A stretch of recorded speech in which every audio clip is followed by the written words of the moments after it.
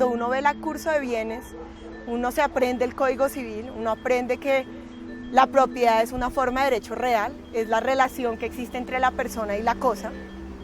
Aprende que hay otros derechos cuasi reales como la posesión, y empiezan a marcar estas realidades tan complejas como la que les estoy narrando dentro de esas categorías.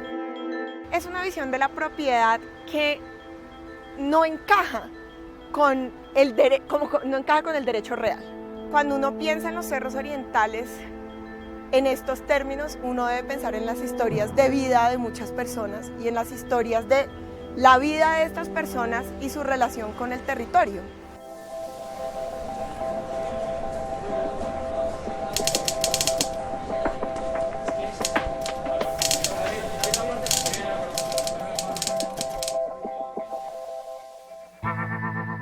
Me dedico a hacer investigación en antropología jurídica en el último año en los cerros orientales, donde quiero entender de qué manera el derecho ha sido utilizado por los diferentes actores que conviven en este territorio para disputarse los diferentes valores que estos tienen sobre el territorio y la propiedad. Que aquí detrás de Monserrate habitan comunidades campesinas, con economías campesinas. Incluso que en la subida a Monserrate, hace pocos años todavía había una vereda de campesinos que vivían pues, del cultivo y la venta de sus productos. No es sino hasta los 70 que el Estado se empezó a preocupar por este territorio. Y en el 76, el Estado colombiano declara los cerros orientales la Reserva Forestal Protectora.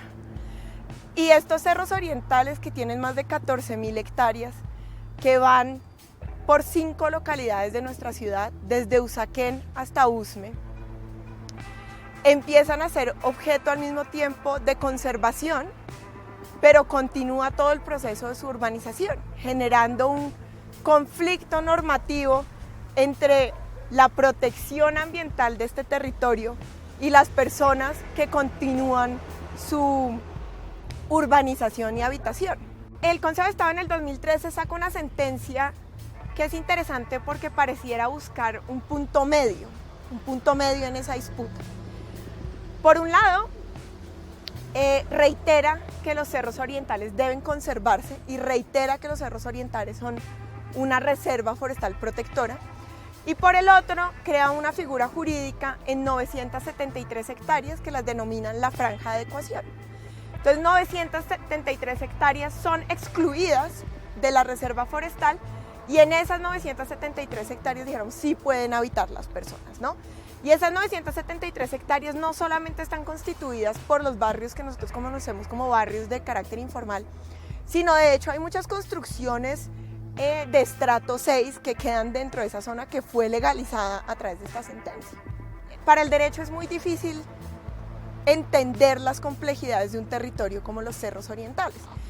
Y sobre todo para el derecho civil de los bienes, que es un derecho que aunque sí ha tenido modificaciones con la expedición de la Constitución de 1991, el tomarnos en serio la función social, el tomarnos en serio la función ecológica de la propiedad, sigue teniendo un rezago muy del liberalismo del siglo XIX, que entiende la relación de la persona con su propiedad como una relación no solo individual, o sea, una relación de un individuo con la propiedad, sino además como una relación económica.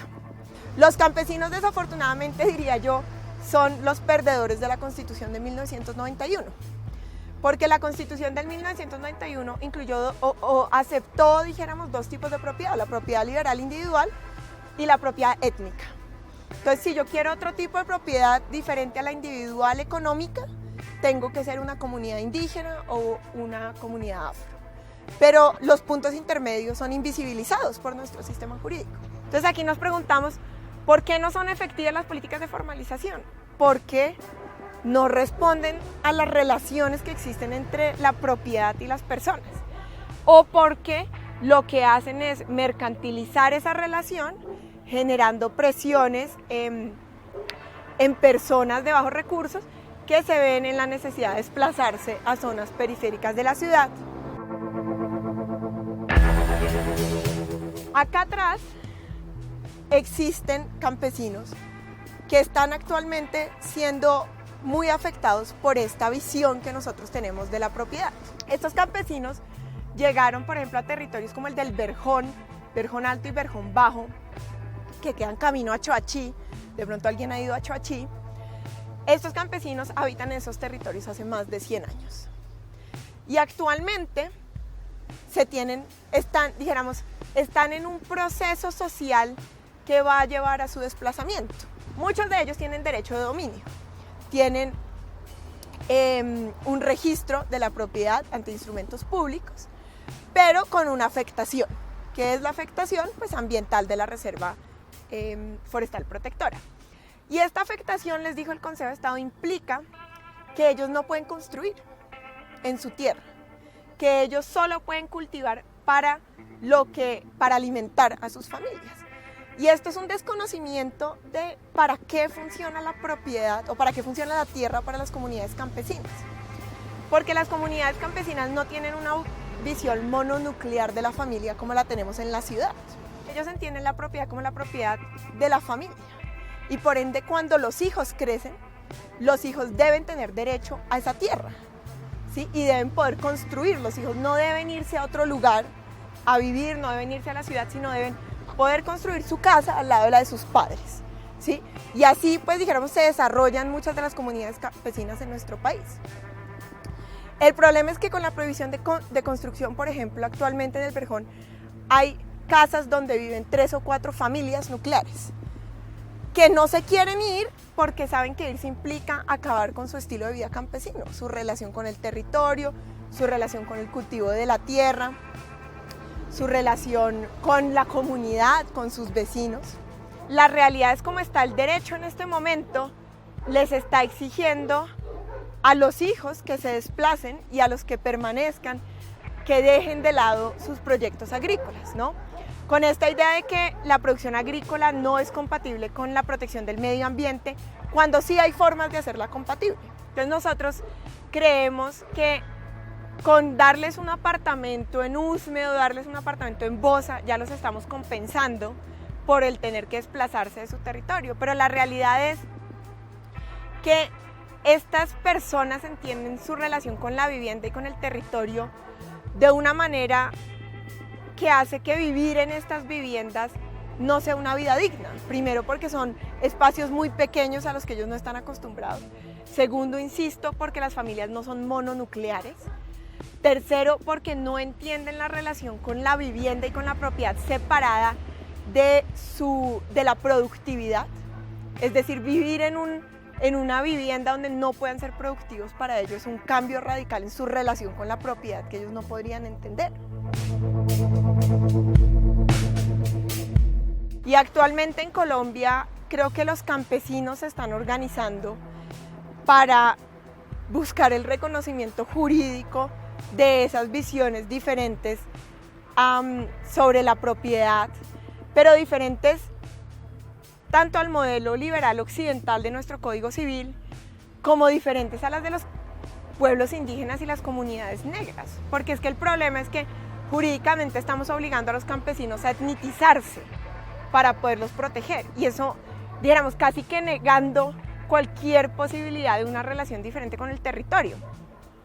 Y digo esto porque no son solo los campesinos los que tienen una relación diferente con el territorio. De hecho, hay barrios donde los líderes de los barrios abiertamente le advierten a los habitantes: no legalicen porque entrar al mercado implica que vamos a ser expulsados por el mercado de nuestro territorio.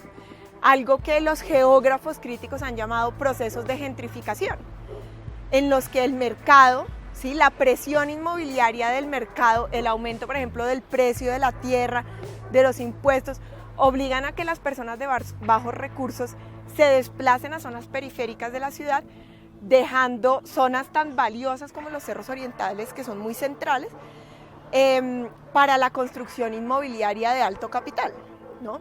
También es una invitación a entender la propiedad desde el punto de vista de la mujer, de la relación. Hay muchos procesos campesinos en Colombia que lo que buscan es mostrar cuál es la relación de la mujer con el territorio. Y algo que a mí me parece muy interesante es que muchas de las experiencias de conservación agrícola han iniciado con mujeres que dicen, o estas mujeres campesinas dicen que es que realmente su trabajo en la tierra siempre ha sido el trabajo del cuidado, del garantizar la conservación del territorio.